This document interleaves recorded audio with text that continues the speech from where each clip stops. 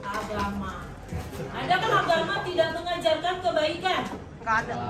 Nggak ada. Betul. Berarti semua agama mengajarkan kebaikan. Nanti udah paham ya. Aku juga percaya bahwa dia semua mengajarkan. Lanjut, mandiri. Mandiri seperti apa?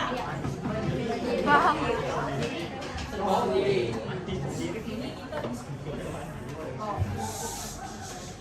Mandiri seperti apa? Mandi sendiri. Coba satu orang dong mandiri menurut kamu kayak gimana? Iya, Justin.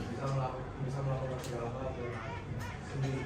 Iya, bisa melakukannya tanpa bergantung kepada Orang lain. Kalau mandiri ini bisa disebutkan kreatif, betul nggak? Banget. Berarti kamu bisa melakukan sesuatu itu karena kamu punya kreativitas. Yang kedua, bernalar kritis kayak gimana? Cepat mengambil keputusan, tidak langsung mengatakan iya, tetapi mikir dulu. Benar nggak sih itu? Jadi harusnya kalian itu seorang pelajar mikir dulu, oh iya, jangan langsung iya atau tidak. Yang sering terjadi lihat di sini ketika Miss atau guru yang lain langsung mengeluh, itu kan namanya bernalar kritis. Enggak. Bernalar kritis itu siap menerima tantangan. Siap? Satu orang doang. Siap. Berbineka global. Dia nonton bola. Berbinekaan global. Menurut kalian kayak gimana ya? Ini luas pemahamannya. Bineka itu maksudnya apa? Berbeda. Berarti kita harus apa di dalam perbedaan itu? Jadi satu lagi kreatif dari di sini ya. Kalau kalian sudah mempunyai ini, tentunya kalian bisa menunjukkan sebagai seorang pelajar yang berprofil Pancasila. Inilah yang diharapkan sebenarnya oleh pemerintah supaya semua murid di seluruh Indonesia ini, bukan hanya di Budi Agung, mampu melakukan ini. Apakah ada yang susah? Nggak ada. Kalau bayangkan deh, kalau kalian bisa melakukan keenam ini, 1, 2, 3, 4, 5, 6.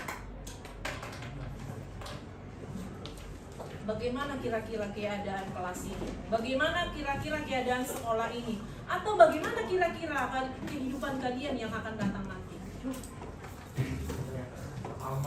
Aman, damai, tentram. Apakah ada tawuran? Apakah ada lagi pertengkaran di kelas ini? Apakah ada malas-malasan di kelas ini lagi? Tahu.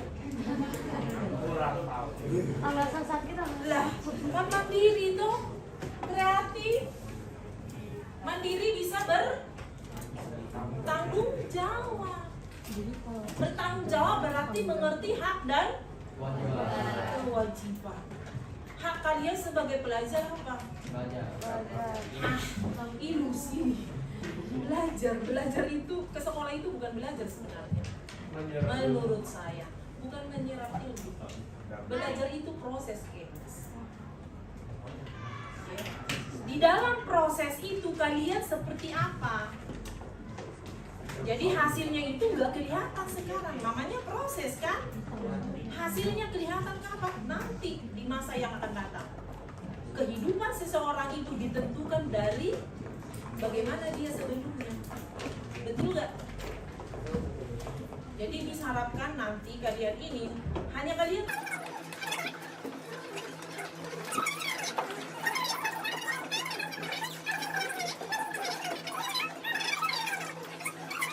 pasal itu sangat panjang.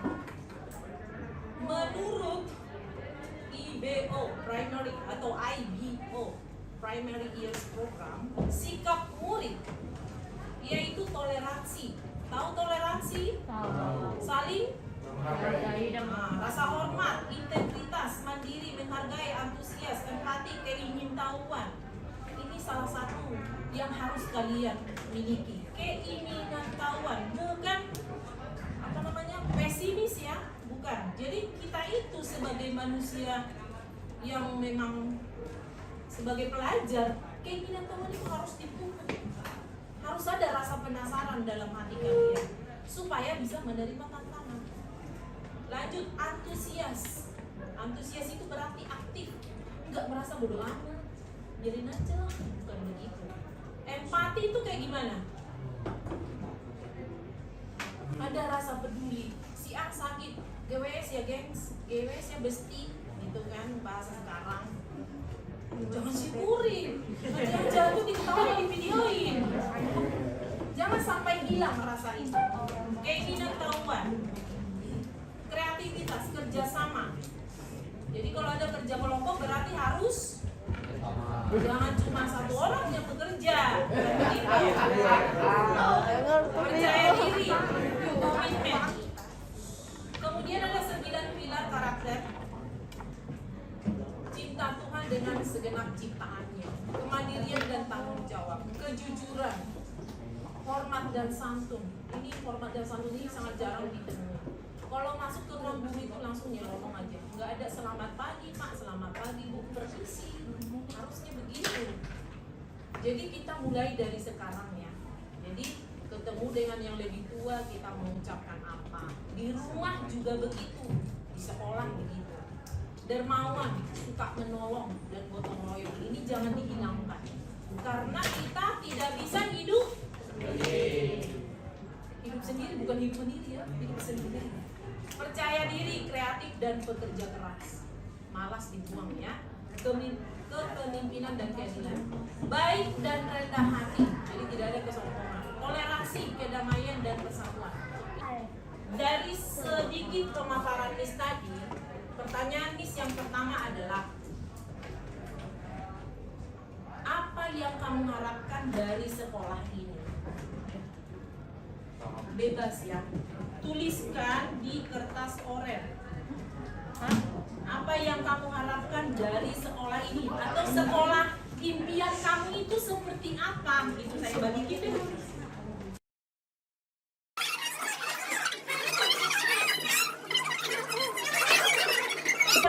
Sekolah yang kamu inginkan itu seperti apa?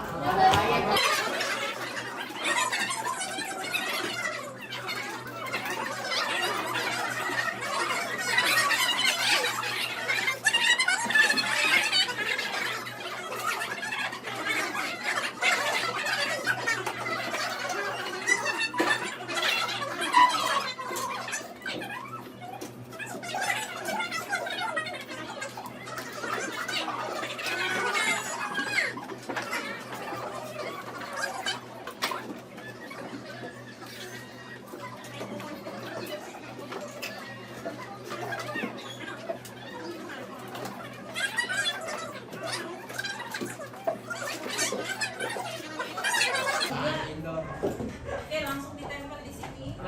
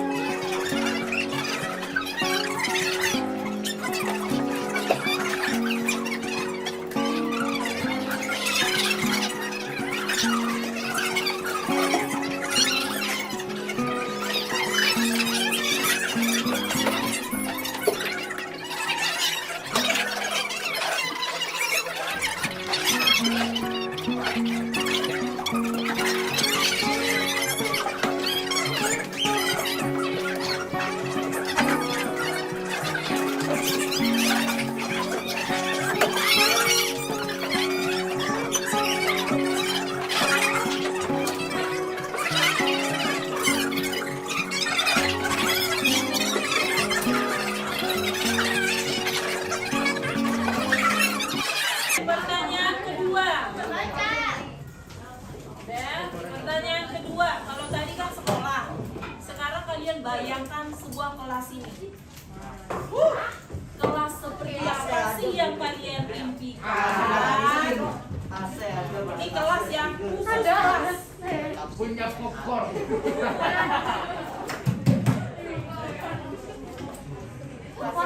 Yes, kelas ini 9C ini kelas bukan kelas.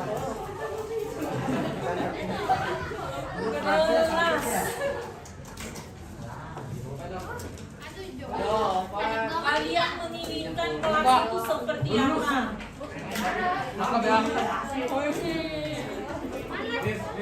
Boleh pakai kata-kata logo-logo.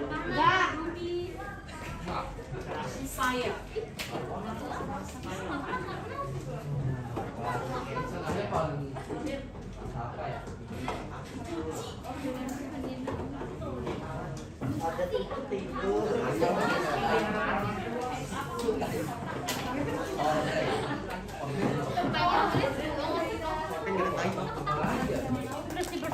ya, kalau sudah langsung ke sini.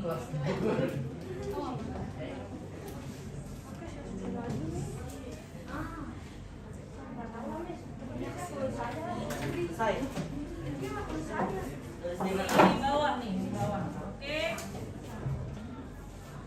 Yang benar.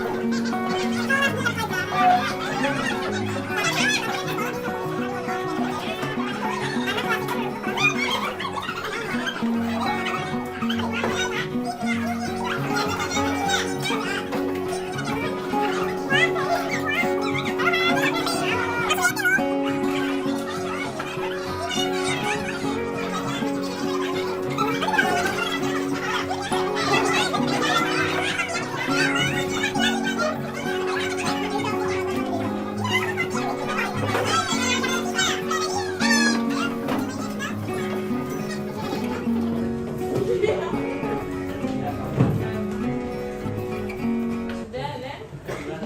Baru dapat ide gitu. Tadi sekolah sudah, kelas sudah. Sekarang kita ke personal. Ke dirimu sendiri.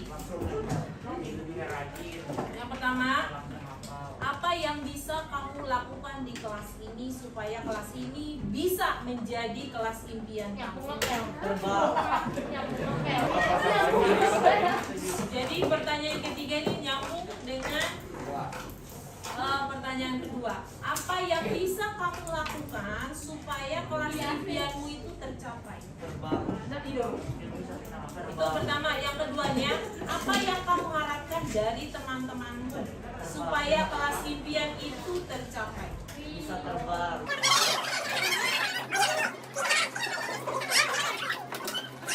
Sekarang dari dirimu, tulis dulu.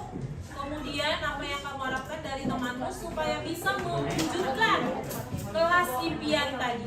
Kalau sudah tempel di sini. Di mana nih? Nih, ya ada kertas ini.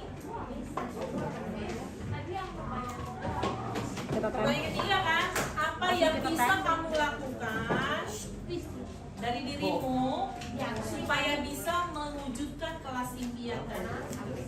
Habis itu apa yang kamu harapkan dari temanmu supaya bisa mewujudkan kelas impian tadi? Ya, paling atas nih bertiga di sini ya. Oke. Lanjut.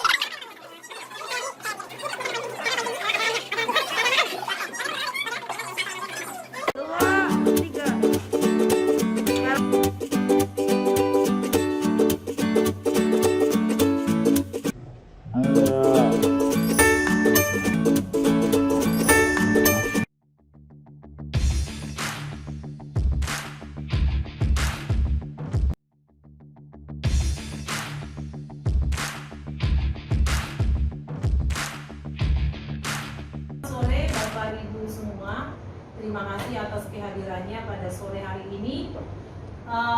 Kita tidak usah formal ya, karena kita sesama teman, kita santai saja. Jadi di sini saya hanya berbagi apa yang saya dapatkan kepada Bapak Ibu, karena ini adalah semua untuk sekolah kita Budi Agung Tercinta. Jadi ilmu yang saya dapatkan saya akan berbagi, yang namanya praktik baik. Apa yang sudah saya lakukan saya akan bagikan kepada Bapak Ibu. Oke, materi hari ini yang akan saya sampaikan adalah tentang budaya positif. Budaya positif, namanya budaya berarti kebiasaan. Positif berarti sesuatu hal yang baik. Jadi, apa sih yang harus kita lakukan supaya sekolah Budi Agung ini atau SMP Budi Agung ini bisa berbudaya positif?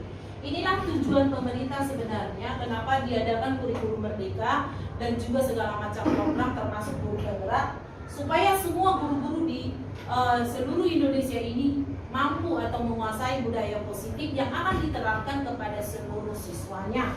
Oke, kita akan belajar apa sih budaya positif itu.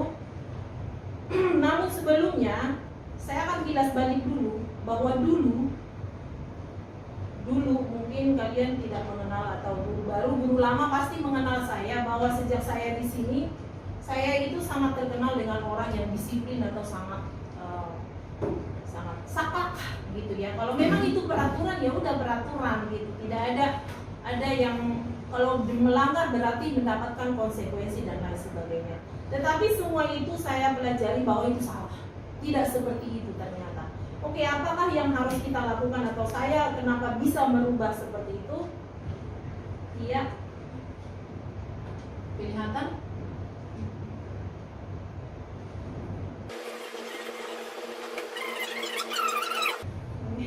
Masing-masing.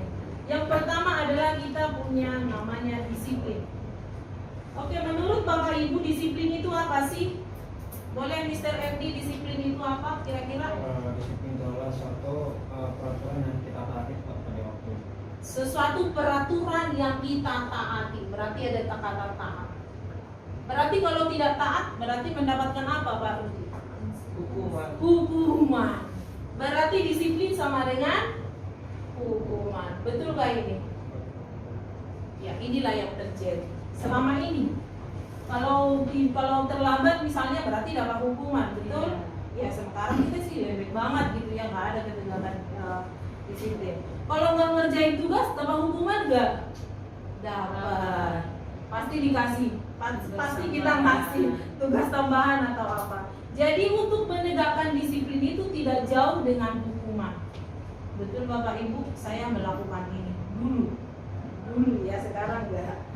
Oke, jadi kalau memang disiplin itu di masyarakat juga, kalau misalnya melanggar peraturan, ya Mr. Matthew kalau melanggar peraturan tidak pakai helm, kira-kira diapain sama polisi?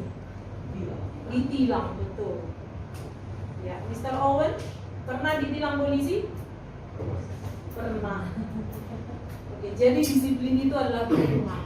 Inilah yang terjadi selama ini. Kalau murid kita melanggar, berarti kita hukum. Dan itu terjadi bukan hanya di SMP Budi Agung, hampir di seluruh sekolah di Indonesia ini. Nah sekarang itu akan kita balikkan. Bagaimana sih hukuman itu sebenarnya? Jadi hukuman itu diberlakukan untuk mendisiplinkan seseorang dari pelanggaran peraturan yang ada. Ini adalah yang kenyataan yang terjadi selama ini.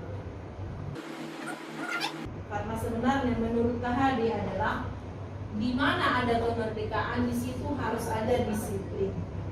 Jadi namanya kita kurikulum merdeka, bukan merdeka bebas namanya.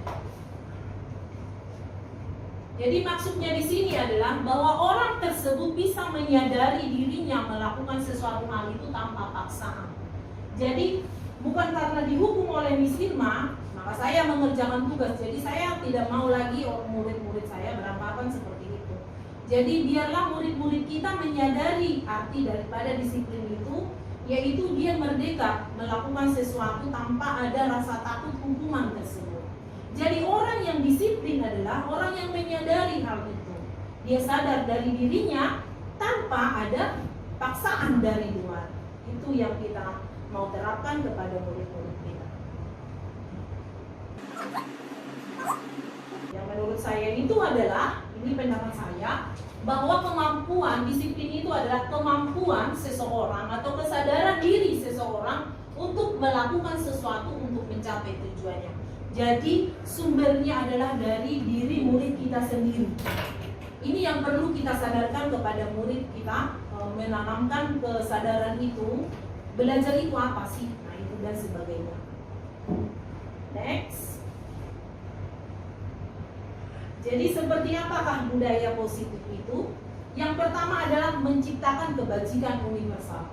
Kebajikan universal ini saya sudah paparkan di kelas 9C di hari Senin di jam 7 ya kalau nggak salah. Itu ada banyak macam kebajikan universal. Jadi semua kita di sini, Bapak Ibu guru, kita harus memahami apa sih sebenarnya kebajikan universal itu.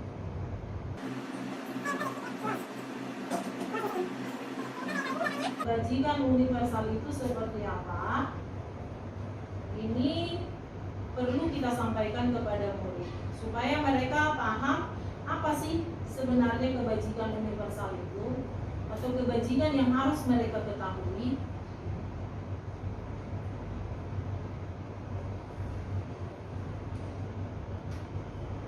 Oke, saya itu pun baru sedikit, sebenarnya materinya banyak. Yang pertama adalah profil pelajar Pancasila.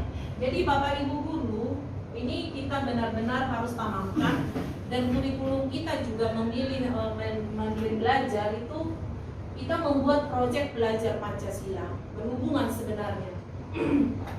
Yang pertama itu kita benar-benar menjelaskan ini dulu terhadap murid kita. Apa sih beriman bertakwa kepada Tuhan Yang Maha Esa dan berakhlak mulia? Seperti apa itu? Pastinya mempunyai agama, tetapi tidak hanya agama saja. Di sini udah ada tentang rasa, toleransi dan lain sebagainya. Bapak Ibu bisa menjelaskannya lebih dalam lagi kepada murid-murid kita. Yang kedua adalah mandiri. Di sini kita mengajarkan kepada murid kita bagaimana mereka mandiri. Mandiri itu berarti bertanggung jawab kepada dirinya sendiri, tidak bergantung kepada orang lain, tidak menyontek, dan tidak perlu disuruh. Jadi ada kesadaran diri dia sendiri untuk melakukan apa sih yang sebenarnya menjadi tanggung jawabnya. Itulah mandiri. Kemudian bernalar kritis. Bernalar kritis ini kita perlu juga kreatif Bapak Ibu. Jadi bagaimana kita mengelola kelas itu supaya murid-murid kita itu bisa berpikir gitu. Tidak hanya kita kasih apa gitu hanya tidak semudah, ataupun kita mengajak mereka untuk rasa penasaran. Kalau untuk mengajak rasa penasaran berarti kita menciptakan pertanyaan-pertanyaan yang kreatif. Itulah bernalar kritis. Kemudian berkebinekaan global. Di sini harus pemulihan yang terjadi karena tidak ada rasa saling menghargai. Jadi kita harapkan tidak ada di sekolah kita ini seperti yang baru saja kita dengar tadi pagi di grup. Semoga tidak terjadi seperti itu di sekolah kita. Jadi kita tanamkan kepada murid kita bahwa menghargai, menghormati satu sama lain itu sangat penting. Kemudian adalah bergotong royong. Bergotong royong berarti tanggung jawab di dalam kelas itu dia seperti apa, baik di dalam piket ataupun kerja kelompok, ya tunjukkanlah tanggung jawabnya. Kemudian kreatif. Kreatif itu berarti kita benar-benar mengajak murid kita itu kreatif. Jadi kitalah yang sebagai tombaknya bagaimana menciptakan kelas itu supaya murid kita kreatif. Jadi Bapak Ibu guru, saya harapkan untuk profil pelajar Pancasila ini kita bisa terapkan dan proyek yang akan kita lakukan nanti bisa kita jalankan untuk menciptakan keenam ini. Itu dari profil pelajar Pancasila. Ini sebenarnya masih banyak lagi. Kalau Bapak Ibu di jam wali kelas boleh menyampaikannya kepada kelasnya masing-masing. Tingkat murid itu sebenarnya adalah ada toleransi, rasa hormat, integritas, mandiri, menghargai, antusias, empati, keinginan tahuan, oke, dan banyak lagi. Kemudian 9 pilar karakter. Ini kemudian ada petunjuk seumur hidup dan keterampilan hidup. Oke, Bapak Ibu boleh nanti saya bagikan materi ini, dan lihat di jam wali kelas Bapak Ibu bisa membagikannya kepada murid-murid kita seperti apa sih nilai kebajikan universal. Jadi kita tidak hanya mengharapkan murid itu melakukan kebaikan, tapi kita tidak memberitahukan apa sih yang sebenarnya kebaikan itu kayak gimana. Jadi kita terlebih dahulu memberitahukan kepada oh ini loh, gitu. Nah dari nilai kebajikan ini, maka terciptalah keyakinan kelas. Jadi keyakinan kelas itu Bapak Ibu bukan peraturan.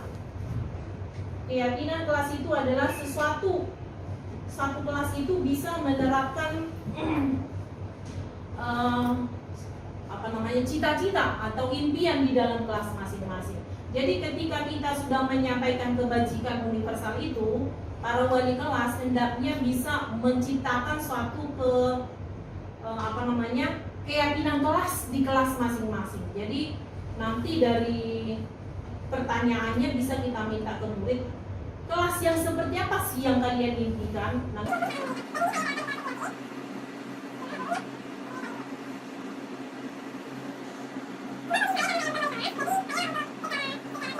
Menciptakan keyakinan kelas.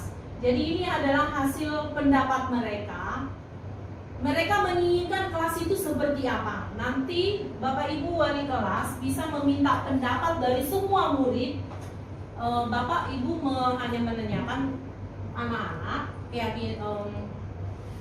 kelas yang seperti apa sih yang kalian inginkan.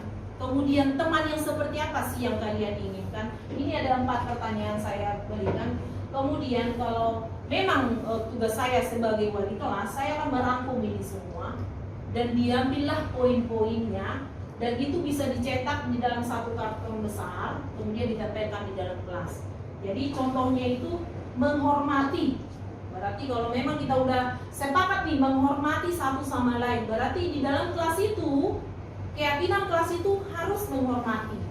Jadi tidak ada kata larangan, dilarang berisik, dilarang ini, enggak ada. Kita ganti itu semuanya. Itu adalah keyakinan kelas. Jadi dari kebajikan kita menciptakan keyakinan kelas. Oke, kita kembali lagi. Kemudian kita kembali ke disiplin tadi. Yang terjadi selama ini adalah apabila murid melanggar, maka kita akan berikan hukuman. Kalau bukan hukuman, maka kita berikan konsekuensi. Konsekuensi dengan hukuman itu berbeda. Kalau hukuman itu adalah secara spontan kita memberikan hukuman kepada murid tanpa ada peraturan di sekolah kita. Misalkan suruh push up, itu adalah hukuman. Misalnya terlambat satu orang murid kita terus terlambat, kita langsung suruh hukum atau push up atau lari-lari atau apa atau menyanyi atau apa, itu adalah hukuman. Jadi hukuman itu sebuah tindakan yang dilakukan seorang guru tanpa ada tertulis. Jadi sesuka hati gurunya, itu adalah hukuman. Oke, lanjut. Kalau konsekuensi adalah kalau misalnya peraturan kita terlambat 15 menit tidak boleh masuk kelas. Nah itu konsekuensi. Jadi kita nggak usah, kamu tahu nggak konsekuensinya apa? Misalnya si murid si A gitu terlambat. Kita bilang, kamu tahu nggak konsekuensinya kalau terlambat 15? Ya udah nggak boleh masuk pelajaran saya. Nah itu konsekuensi. Tapi restitusi apa? Ini yang mau kita pelajari. Restitusi ini bukan hukuman, bukan konsekuensi. Jadi tidak ada kekerasan di sekolah, tidak ada pemaksaan. Jadi apabila semuanya guru mengetahui restitusi ini, betapa indahnya sekolah kita. Benar Bapak Ibu? Oke, kita lanjut. Apa sih restitusi itu?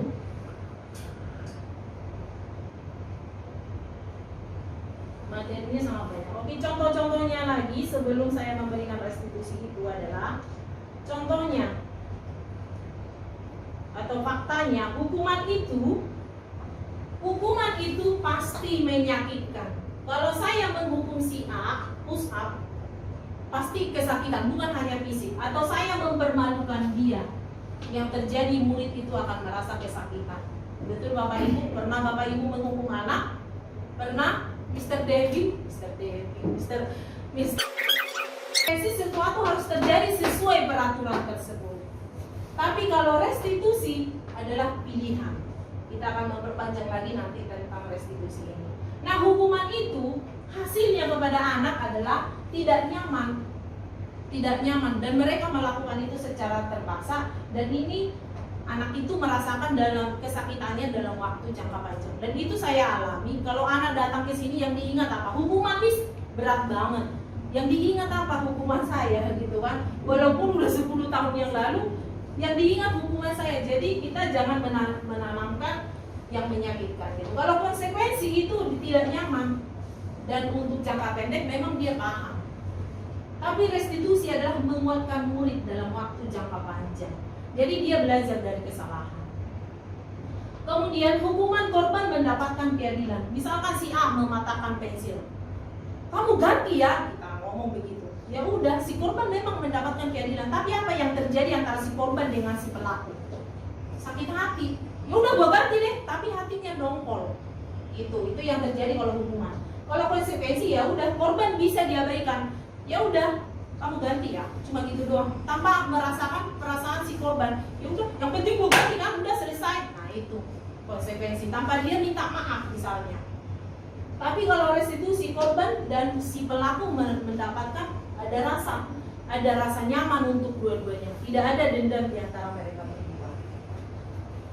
Kemudian kalau hukuman itu murid akan tersakiti, itu jelas banget. Kalau saya suruh pusat, dia tidak hanya malu di depan kelas, apalagi saya suruh nyanyi, itu tidak hanya malu, dan mereka hanya melakukan itu terpaksa, gitu. Kemudian kalau konsekuensi memang tidak nyaman, tapi kalau restitusi akan mendapatkan penguatan. Ada kesadaran dalam diri dia, oh iya gue salah, berarti gue harus perbaiki, kayak gitu. Ini ada banyak lagi contoh tentang hukuman, konsekuensi, dan restitusi.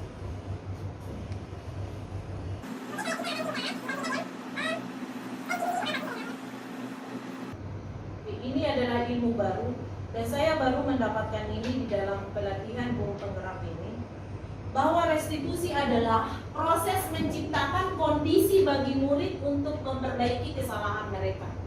Proses memperbaiki kesalahan.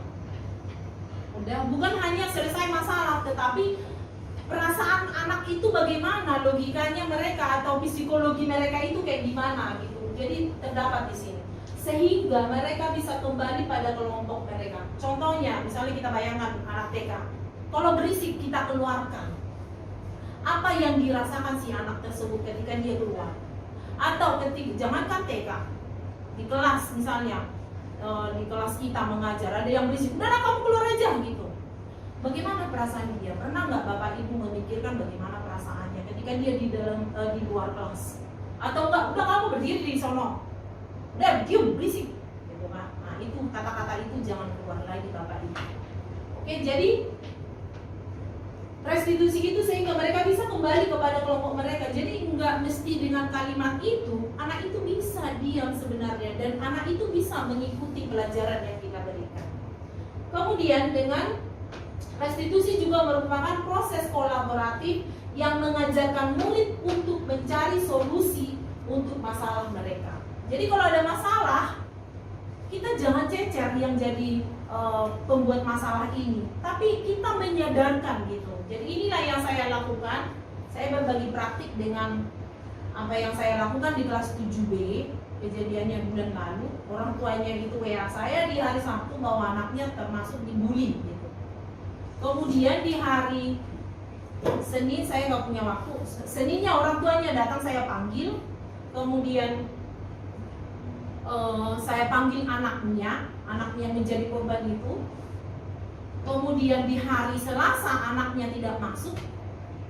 Selasanya itu saya panggillah orang-orang yang membulinya. Saya tidak ada sedikit pun emosi di sana, tidak.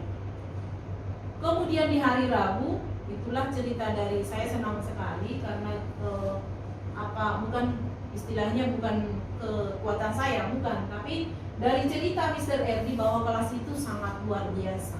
Anak itu sudah bisa beradaptasi. Jadi semua satu kelas itu sudah bisa menerima yang dibully dengan yang membuli itu sudah bisa berdamai. Dan sampai sekarang, dan beberapa guru juga mengatakan hal demikian, bahwa kelas itu sudah kembali normal. Begitu Bapak Ibu. Jadi ketika saya menangani hal tersebut, tidak ada emosi ataupun saya memarahi pembuli, enggak. Saya menyadarkan mereka, gitu. Jadi intinya ketika kita memecahkan masalah atau menghadapi murid adalah bukan memojokkan dia atas kesalahannya, bukan, tetapi menyadarkan anak atas kesalahannya dan apa yang harus dilakukan anak untuk mencari solusinya. Itulah restitusi Bapak Ibu. Oke, ilmu ini diberikan oleh si dosen dan inilah yang harus kita pahami Bapak Ibu guru dan kita lakukan di sekolah kita masing-masing. Oke, ada 9 ciri-ciri restitusi.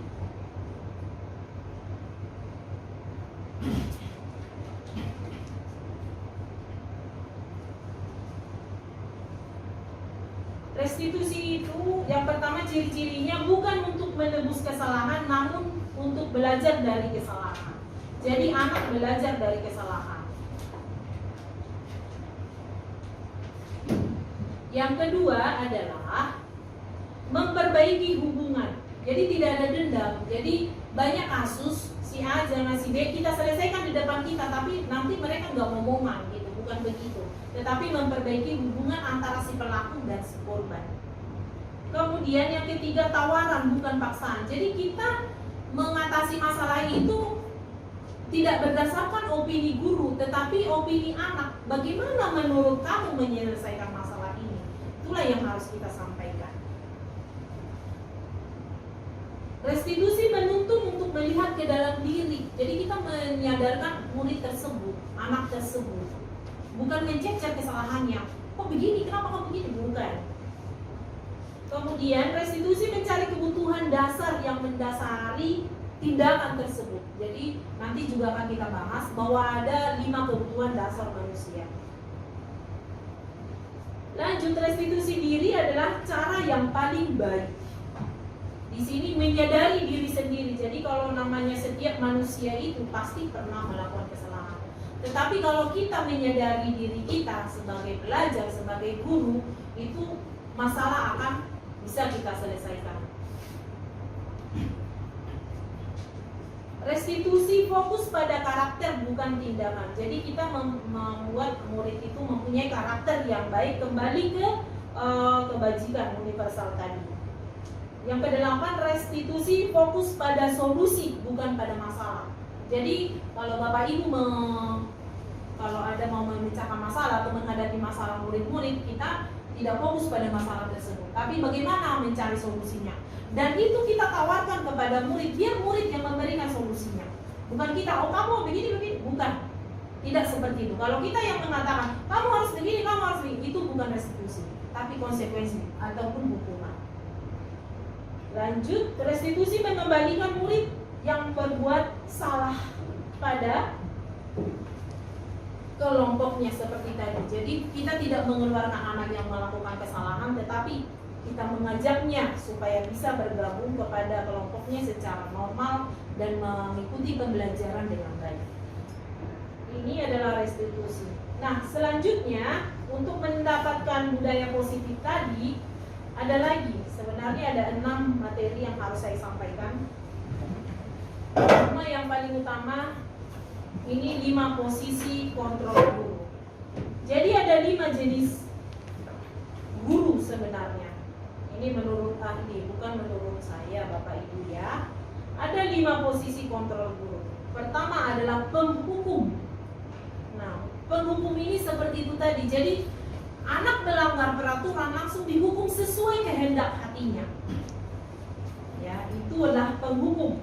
Yang kedua adalah membuat orang merasa bersalah. Mungkin Bapak Ibu, saya tidak menuduh, bukan, tapi ini adalah kenyataan. Membuat orang merasa bersalah. Ada guru seperti itu, kayak menyindir, lembut ngomongannya, tapi kita menyindir, itu menyakitkan Bapak Ibu. Jadi istilahnya murid kita itu juga manusia, mempunyai hati dan perasaan gitu. Nah, jenis guru yang penghukum, membuat orang merasa bersalah, mari kita selidiki atau renungkan diri kita masing-masing. Kita itu posisinya di mana? Apakah sebagai penghukum, membuat orang merasa bersalah? Nanti akan kita bahas lagi lebih dalam lagi. Kemudian teman. Guru dengan murid memang tidak salah berteman, tapi teman di sini maksudnya ada kalimat-kalimat yang mengatakan jadi guru itu tidak seperti guru. Kamu gimana sih gitu kan? Saya udah capek loh.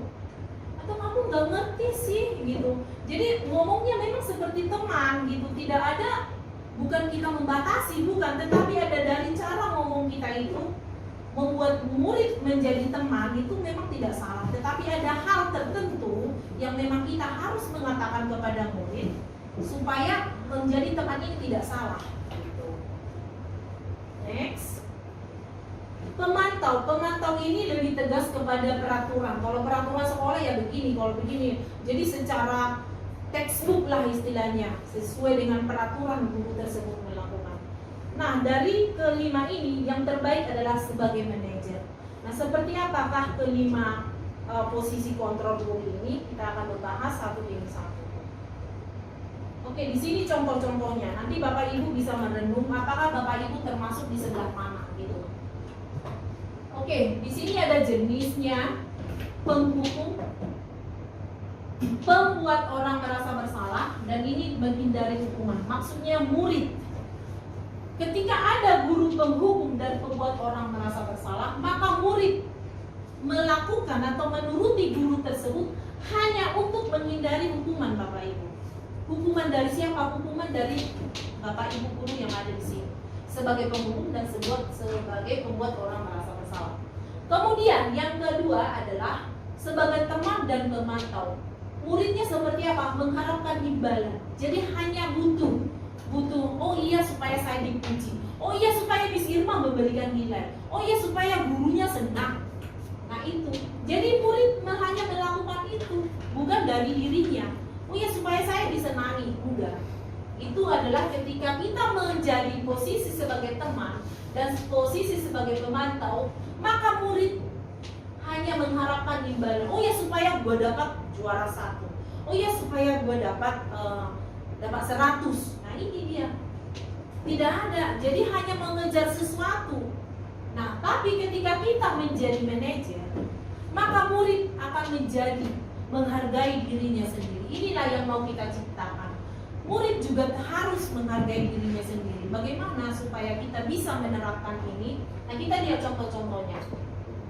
Ketika guru berbuat penghukum, menghardik, marah-marah nih, kalau dulu saya suka, sekarang menunjuk-nunjuk, menyakiti, menyindir, inilah yang dilakukan oleh guru penghukum.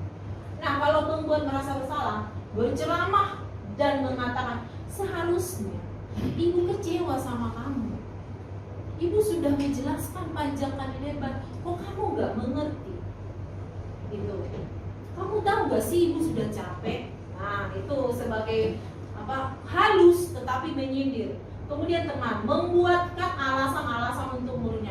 Ayolah, nanti Miss Irma dimarahi kepala sekolah loh, ayo kerjain. Nah kayak gitu. Kalau pemantau menghitung dan mengukur, ya udah kalau memang ada peraturannya kamu nggak menyelesaikan tugas ini, ya udah kamu 0. Nah sesuai. Ya udah kamu nggak lulus. Kalau kamu nanti nilaimu 0, kamu nggak naik kelas. Nah ini pemantau. Tapi kalau manajer mengajukan pertanyaan-pertanyaan supaya menyadarkan murid-murid tersebut. Yang kedua, guru berkata, sebagai penghukum dia akan selalu berkata, kalau kamu tidak melakukannya, awas ya, rasakan. Nah, suka mengancam. Jadi Bapak Ibu guru bisa memahami guru seperti apa Bapak Ibu dari sekarang. Membuat orang merasa bersalah. Kamu seharusnya, kamu sudah tahu dong, ibu lelah sekali mengatakannya, ibu stres. Yang lembut sih. Teman, ayolah lakukan demi ibu. Masa kamu tidak mau? Ingat, ibu tidak pernah bantu blablabla. Jadi selalu menjanjikan sesuatu. Kemudian memantau, apa peraturannya? Ya udah, kalau kamu nggak ngerjain PR, kamu dihukum. Udah ada langsung konsekuensinya. Manajer, apa yang kamu yakini? Apa yang kita yakini? Kembali ke kebajikan kelas tadi, keyakinan kelas tadi. Jadi kalau kita di dalam setiap kelas, misalnya nih, saling menghormati, menjaga kebersihan, terus tidak ada larang-larangan ya. Nanti akan saya kasih contoh bagaimana contoh-contoh kalimat dalam keyakinan kelas itu. Kita kembalikan ke situ. Kita tidak perlu emosi atau marah-marah untuk menyadarkan murid. Jadi berawal dari kita duduk, membuat keyakinan kelas, disitulah kita masuk kepada murid tersebut. Kata-kata kita supaya ini masuk. Kemudian untuk hasilnya ketika kita menjadi penghukum memberontak. Mungkin ini tidak hanya terjadi di sekolah, tetapi di rumah. Kalau bapak ibu yang sudah punya anak, kalau kita marah-marah terus, bukan anak nurut pada kita, tetapi makin memberontak. Betul nggak bapak ibu? Betul? Betul Mr. Matthew? Ya. Menyalahkan orang lain, berbohong. Adakah murid kita berbohong? Dari jidatnya sih saya bisa tahu berbohong atau enggak. Ini yang kita ciptakan ketika kita menjadi penghukum. Kemudian membuat orang merasa bersalah, menyembunyikan, dia nggak mau jujur, menyangkal, berbohong, tetap ini kedua-duanya. Dan mereka hanya menghindari hukuman tadi, sehingga mereka enggak kok, enggak nyontek. Kita sampai udah motok-motok, enggak bakalan dia lakukan. Teman, ketergantungan, ya udah, ya baik, nanti juga gue ini. Muridnya kan merasa begitu, jadi tidak ada kesadaran diri dia. Jadi tergantung sama kita, nanti juga dikasih masuk kok. Di sini itu baik banget bu, buat terlambat juga nggak diomelin. Memantau, menyesuaikan diri bila diawasi. Jadi kalau misalnya ada kepala sekolah, ya udah dia melakukan pekerjaannya sesuai dengan kerjaannya, tidak dengan kesadaran sendiri. Manajer, menguatkan pribadi, inilah yang kita butuhkan. Menguatkan pribadi murid apabila melakukan kesalahan. Kemudian untuk kaitannya dengan dunia kualitas, oke tidak? Murid berkata, ketika kita menjadi penghukum, murid akan berkata, biarkan saja, nanti juga marah-marah lagi. Nah, kenapa? Karena kita keseringan marah-marah. Biarin aja lah, gue juga lagi marah-marah. Nah, gitu kan? Tapi kalau Mr. Endi mah enak, kayak gitu. Ya baru dia lagi gitu ya, baru dia. Oke, kalau membuat orang merasa bersalah, maafkan saya, maafin pada hari itu doang, tapi ngulangin lagi dulu. Iya gitu. Teman, saya pikir bapak atau ibu teman saya ternyata begitu. Saya pikir mah bisa itu baik, ternyata. Nah kayak gitu tuh. Akan muncul kalimat-kalimat kayak gini ketika posisi kita sebagai teman. Pemantau, berapa banyak bintang yang saya harus peroleh. Jadi, 100 gue udah berapa? Poin nilai gue sama Miss ini berapa? Nah itu. Tidak ada niat dari dirinya untuk menghargainya, tapi hanya untuk mendapatkan nilai atau posisi. Kemudian sebagai manajer, bagaimana caranya saya bisa memperbaiki keadaan? Inilah yang harus kita munculkan Bapak Ibu. Oke, satu lagi dampak pada murid. Sebagai penghukum, murid akan mengulangi kesalahan. Berarti tidak ada artinya kan kita marah-marah. Membuat orang merasa bersalah, merasa rendah diri, karena kita selalu memojokkannya. Sebagai teman, lemah, tidak mandiri, tergantung. Jadi itu tidak hal yang tidak baik. Pemantau, memberhentikan, menitik beratkan pada solusi atau hadiah untuk dirinya, menitik beratkan pada sanksi atau hadiah untuk dirinya. Jadi hanya untuk mendapatkan sesuatu. Tapi kalau manajer adalah mengevaluasi diri, bagaimana cara memperbaiki diri. Nah ini Bapak Ibu dari penjelasan kelima posisi kontrol guru ini, saya bukan menuduh atau menjudge Bapak Ibu guru, tetapi mari kita, namanya semua orang pernah berbuat salah. Saya juga pernah menjadi penghukum, saya pernah, dan mungkin saya pernah semuanya. Tetapi saya memperbaiki diri saya supaya saya bisa menjadi manajer, menyadarkan murid untuk menghargai dirinya, menyadari kesalahannya dan kembali menghargai dirinya. Itu yang saya membagikan kepada Bapak Ibu guru. Posisi kita sebagai guru di sini, kita adalah kompak sekolah ini. Jadi apabila kita mengetahui posisi mana kita sebenarnya, kita tidak mengulangi kesalahan, tapi kita melangkah ke lebih yang baik. Oke, kira-kira seperti ini. Ada pertanyaan Bapak Ibu atau ada kasus yang mau kita pecahkan? Oke, sampai kita ada 10 menit lagi.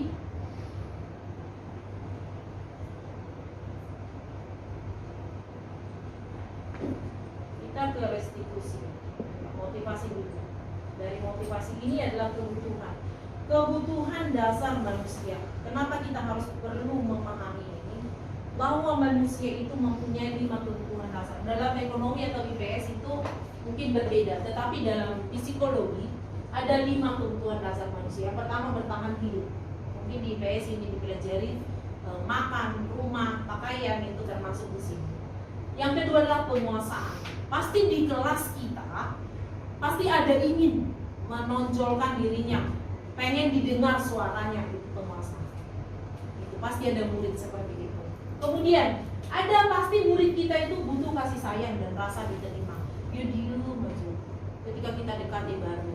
Jadi memang ada dari segi ini semua pasti ada murid kita. Kemudian ada kesenangan ini ketika dia melakukan sesuatu ya sekehendak dia, itu tidak menuruti aturan, ya udah bodo amat lah pokoknya, atau dia melakukan sesuatu itu hanya untuk membuat dia senang, bahagia.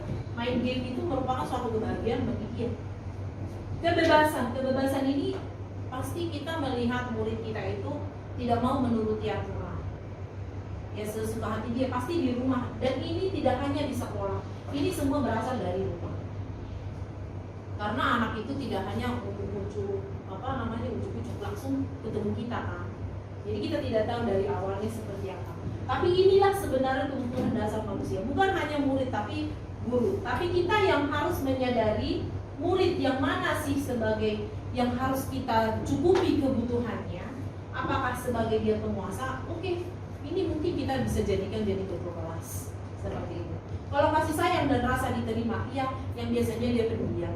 Apa sih yang harus sebenarnya kita lakukan kepada dia? Kemudian kesenangan. Kalau memang itu adalah bermain game, adalah merupakan kesenangan dia, mari kita ciptakan bagaimana belajar itu menyenangkan. Kemudian kebebasan. Ini yang tidak mau penuhi aturan, tapi kita sadarkan anak tersebut.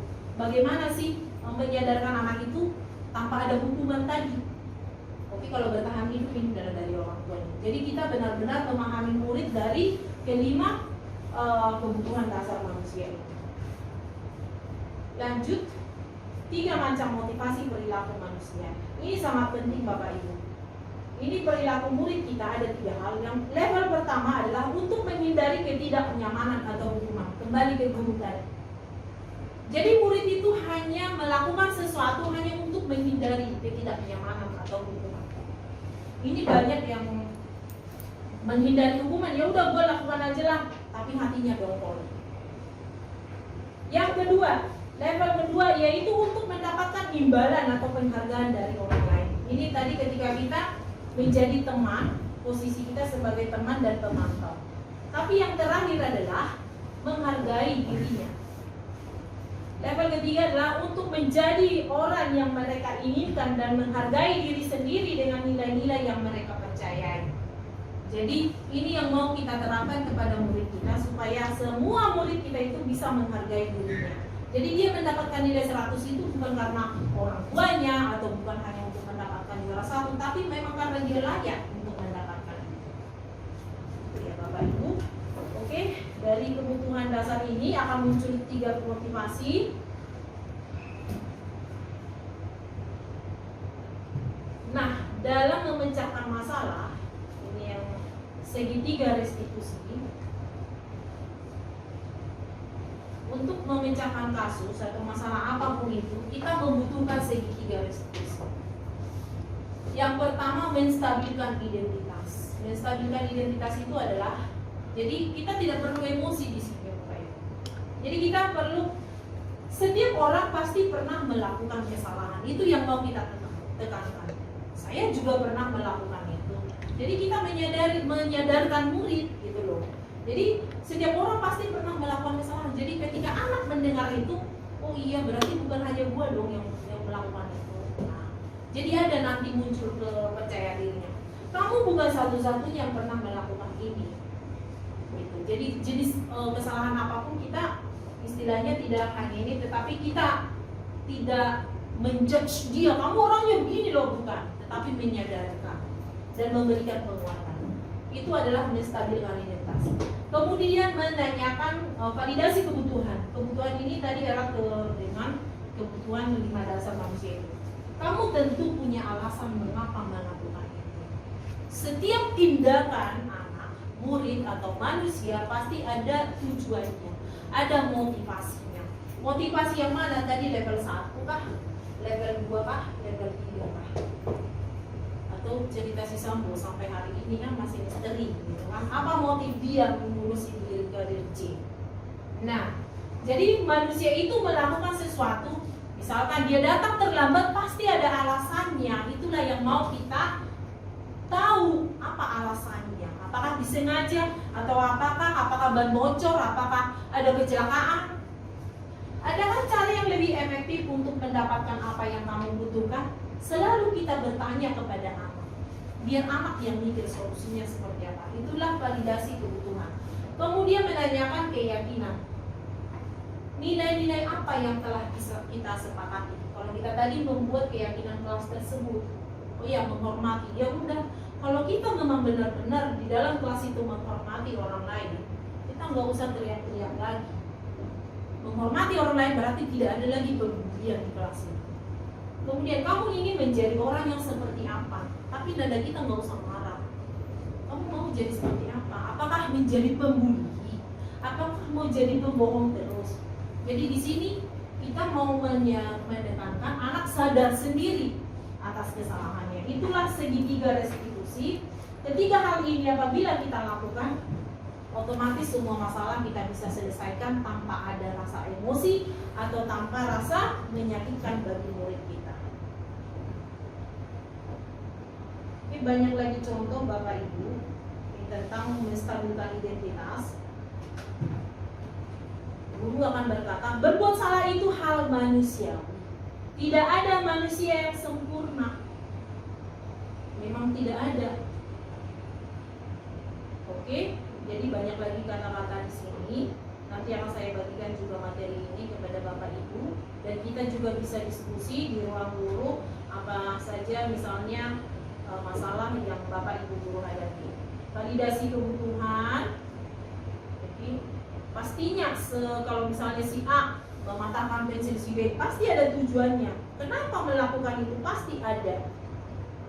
Itu yang kita harus tanyakan. Dan untuk menanyakan keyakinan, ketika kita menyampaikan kebajikan universal itu bisa sebagai salah satu modal kita untuk menerapkan keyakinan ini. Oke, dari kesimpulan tersebut, saya akan kesimpulan saja Bapak Ibu.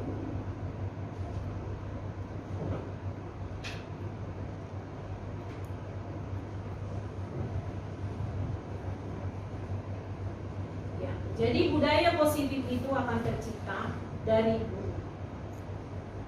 Gurulah ujung tombaknya, kuncinya. Jadi kita lah Bapak Ibu menjadi kunci tombak untuk menciptakan budaya positif di sekolah kita tercipta ini. Yang pertama, kita harus melakukan disiplin tanpa ada hukuman, yaitu kita hilangkan hukumannya dan konsekuensinya. Jadi kalau untuk kasus kita misalnya apa harus begini, kalau ada poin itu konsekuensi baru ya. Jadi ada hukuman misalnya terlambat 15 poin, itu konsekuensi. Jadi mungkin kita akan merubah peraturan di sekolah kita, melakukan restitusi yaitu keyakinan kelas. Oke, dari hukuman konsekuensi atau restitusi ini muncullah motivasi. Motivasi ada 3 level tadi ya. Kemudian teori kontrol. Teori kontrol itu ilusi dan teori dan stimulus. Jadi ilusi itu contohnya Bapak Ibu. Bapak Ibu bisa memegang kertas. Secari kertas sekarang. Coba pegang kertas ini. Oke, pertanyaan saya. Coba pegang begini. Bisakah saya ambil kertas itu? Kalau saya paksa? Mungkin. Kalaupun saya kasih kamu uang, ini adalah kertas rahasia misalnya. Mau nggak lepasin kertas ini? Mau? Tergantung jumlah uang. Bener mau nih. Saya kasih nih Bu Dewi. Bu Dewi ya. Bener mau nih. Saya kasih uang 1 M gitu, kamu mau? Padahal ini rahasia loh. Rahasia negara lama. Oke, berarti intinya adalah itu adalah kontrol namanya. menentukan kertas ini lepas dari tangan Bu Dewi adalah siapa? Bu Dewi sendiri kan. Walaupun saya kasih, saya sogok, saya paksa, saya ancam misalnya, ketika dia memutuskan untuk melepaskan, itu keputusan siapa? Bu Dewi. Intinya adalah tidak ada yang mengontrol, yang bisa mengontrol diri kita. Hanya diri kita yang bisa mengatakan, oh ya saya begini, saya begitu, saya begono. Jadi anak berbuat baik, anak berbuat tidak baik, itu adalah keputusan dari dia sendiri. Muridlah yang mengontrol dirinya. Jadi kalau selama ini yang terjadi guru mengontrol murid, bukan. Kita nggak bisa. Kalau misalnya murid mematuhi guru, itu tadi kembali, apakah karena takut akan hukuman? Nah, begitu. Jadi sebenarnya manusia itu tidak bisa dikontrol oleh siapapun, hanya diri kita sendiri. Itulah ilusi dan teori. Ilusinya, kalau selama ini adalah guru mengontrol murid, itu salah. Jadi yang sebenarnya adalah manusia tidak bisa dikontrol. Oke, kemudian 5 posisi kontrol guru, salah ketik ya, yaitu penghukum, pembuat rasa bersalah, teman, memantau. Itu 4-nya kita perlahan-lahan hilangi ya Bapak Ibu. Yang terakhir adalah manajer, kita belajar menjadi manajer. Kemudian segitiga restitusi untuk menghadapi masalah, menstabilkan identitas, validasi kebutuhan, menanyakan keyakinan. Yang terakhir, kebutuhan, 5 kebutuhan dasar manusia kita harus tahu. Bertahan hidup, bahwa murid kita itu membutuhkan kasih sayang, bahwa murid itu juga menginginkan kesenangan. Jadi kita jangan monoton, jadi kita lakukan kreatif mungkin, bermain game apa gitu. Kemudian penguasaan, ya ini pasti ada, setiap pengen ngomong gitu ya. Dan murid juga menginginkan kebebasan, bukan hanya murid, manusia.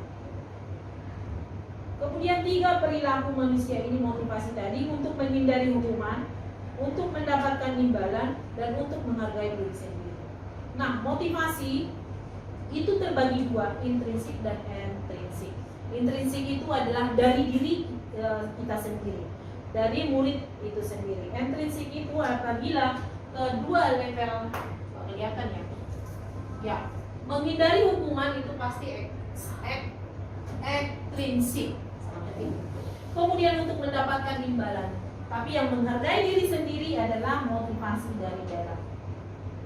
Kemudian dari sini kita menciptakan keyakinan kelas, dari kebajikan universal, dan dari semua itu kita baru bisa menciptakan profil belajar Pancasila yang diharapkan oleh pemerintah. Terjadilah budaya positif. Jadi semua ini Bapak Ibu perlahan-lahan kita menguasai satu persatu supaya bisa kita menciptakan budaya positif, yaitu profil belajar Pancasila. Inilah cita-cita dari menteri kita, kurikulum kita, dan sekolah kita. Kita bisa menciptakan budaya positif di sekolah kita, semoga kita bisa melakukannya. Ada pertanyaan Bapak Ibu?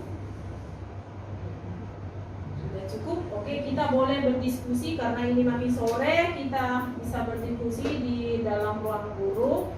Apabila ada masalah, kita bisa membahasnya bersama-sama. Oke, demikian Bapak Ibu. Terima kasih atas kehadirannya. Semoga kita sehat-sehat selalu. Amin. Selamat sore. Selamat sore.